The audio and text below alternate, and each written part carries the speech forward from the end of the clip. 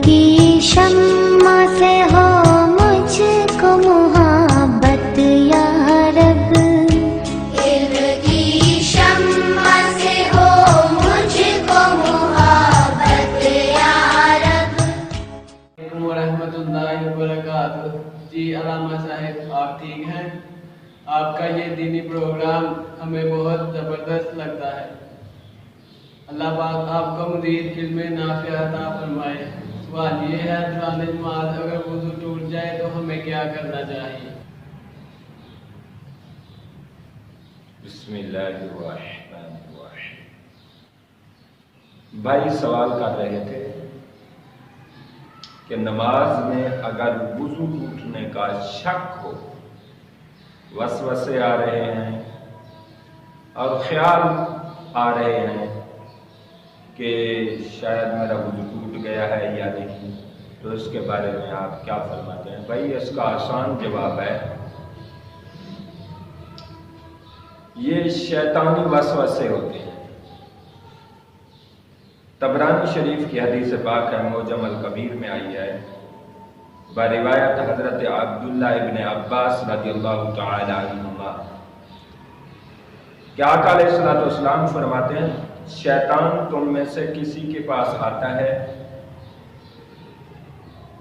وہ نماز میں مشغول دیکھ کر اس کے ساتھ کھیلتا ہے، پھر دل میں خیال پیدا کرتا ہے کہ اس کی ہوا خارج ہو گئی ہے اور اس کا وضو ٹوٹ گیا ہے، حالانکہ اس کا وضو نہیں ٹوٹا ہوتا۔